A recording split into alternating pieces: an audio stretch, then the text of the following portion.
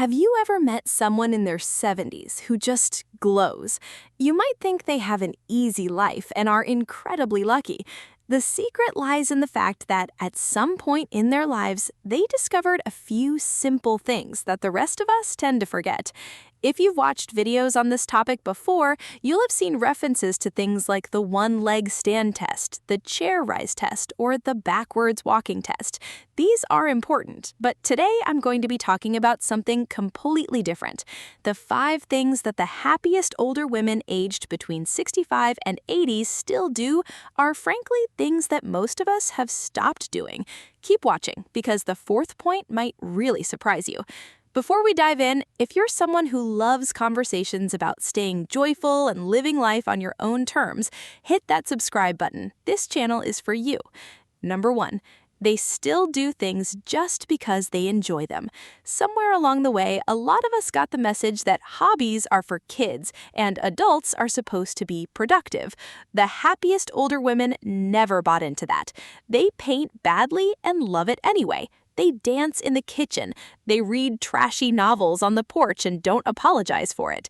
They garden not because it's useful, but because digging their hands into the dirt feels good. Here's the thing. Joy for its own sake isn't selfish, it's fuel. It's the difference between a life that feels like a chore list and a life that feels like, well, a life. So let me ask you, what's something you used to love doing just for the fun of it? Pause the video and drop it in the comments below. I read every single one, and I genuinely love to know what lights you up. Number 2, they still make new friends. This one gets overlooked a lot. As we get older, we tend to think it is natural for our social circle to shrink. The happiest women in this age group refuse to accept that. They join book clubs. They strike up conversations with the woman next to them at the pharmacy. They say yes to that new neighbor's invitation for coffee, even when it feels a little awkward at first. Making new friends after 65 takes a bit of courage. There's no denying that. But loneliness is one of the biggest threats to happiness and health in later life, and these women fight it the old-fashioned way by staying open to people. Number 3. They still make plans they're excited about. Notice I didn't say plans they have to do. I said plans they're excited about. There's a real difference between a doctor's appointment on the calendar and a trip to see your sister you've been counting down the days for.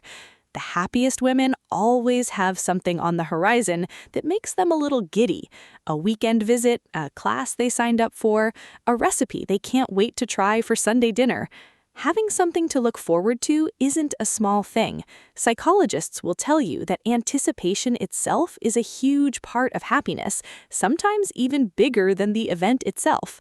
So, if your calendar right now is just appointments and errands, maybe it's time to pencil in something just for joy. What's something you're looking forward to right now? Big or small, I'd love to hear it. Pause the video and tell me in the comments. Sometimes just writing it down makes it feel more real. Number 4, they still say yes to small adventures. You don't need to skydive at 78 to be adventurous. Small adventures count just as much.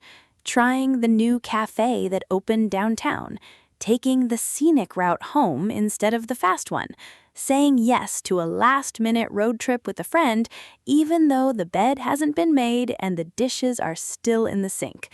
The happiest people in this age range have let go of the idea that everything needs to be planned perfectly or postponed until someday.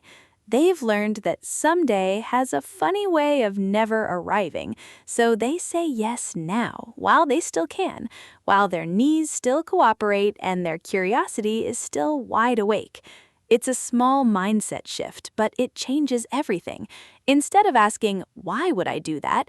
They start asking, why not? Number 5, they still protect their independence. This last one might be the most important. The happiest women over 65 fights to keep their independence. They keep driving as long as it's safe.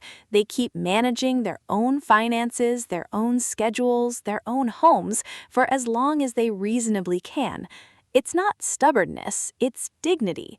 Independence gives you a sense of control over your own story, and that sense of control is deeply tied to happiness and even to physical health. These women ask for help when they truly need it, but they don't give up their independence a moment before they have to. They surround themselves with people who support that independence instead of taking it away out of overprotection. And that balance, being loved and cared for while still being trusted to run your own life, might be the quiet key to everything else on this list. So, there you have it. 5 simple things that the happiest people between 65 and 80 keep doing. They chase joy for its own sake. They keep making friends. They keep something exciting on the calendar. They say yes to small adventures. And they hold on to their independence like the treasure it is. None of these require too much money. None of them require perfect health. They just require a decision to keep showing up for your own life. Now, I want to hear from you. Which one of these 5 do you already do? Let me know in the comments. I read and reply to as many as I can, and I love hearing your stories. And if this video meant something to you, do me a favor and subscribe. We're building a real community here of people who want to age with joy, connection, and purpose, and I'd love for you to be a part of it. Thanks so much for watching, and I'll see you in the next one.